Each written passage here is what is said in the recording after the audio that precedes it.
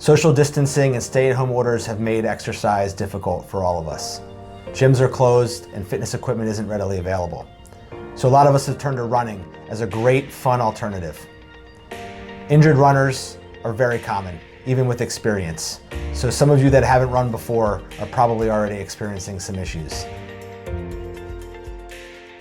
Hi, I'm TJ Shrager, physical therapist and athletic trainer, and this is Sam Runfola, physical therapist with NovaCare Rehabilitation.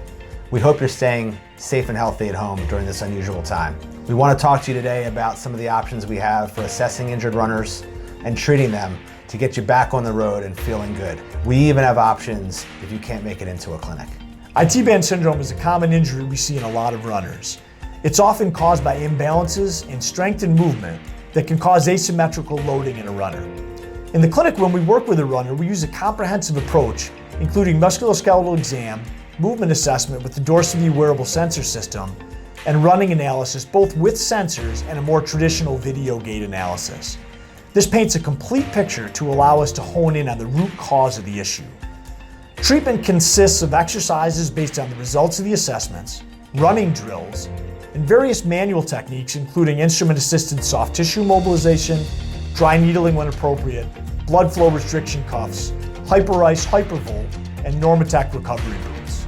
While ideally we do these assessments in the clinic and we're able to offer tele-rehab visits for those that cannot physically come, given the unusual time we are in and the fact that these options may not work yet for everyone, we wanted to show a few exercises and tips to help people avoid these issues or to self-manage early symptoms.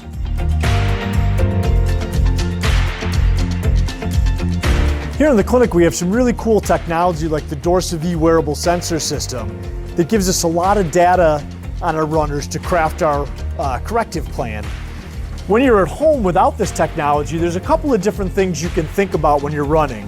One of the first things you can do is look at going from being in too far of an upright posture and just have a little bit of a forward lean, kind of think of leading with your chin a little bit in front of you. So Alyssa, go ahead and just kind of bring your chin forward. There we go. Nice relaxed posture. One of the other things that we often see, in particular with people with IT band syndrome, is they'll have a little bit of a crossover. So as they run, they'll be coming across towards that midline or even beyond. And so one of the things you should really be aware of is just trying to keep your feet spread apart into a little bit more natural stance, maybe more towards shoulder width. The first exercise we're going to go over is a double leg squat. So Alyssa's going to start squatting now, and we'll talk about what we're looking for. The big thing you want to make sure is you're not shifting from one side or the other, and that your weight is back far enough that your knees aren't going beyond your toes. The second exercise is a single leg squat. So Alyssa's going to get started in that position. Go ahead. So you're going to squat as deep as you feel comfortable going, trying to prevent your knee from falling to the inside. Another exercise is a variation of the single leg squat. So we're going to get into the single leg squat position and then perform a running motion. Opposite arm and leg swing, just as if she was running. Trying to maintain that proper position we talked about on the first single leg squat. The next exercise we're going to do is lateral band walking. Alyssa's going to demonstrate that for us.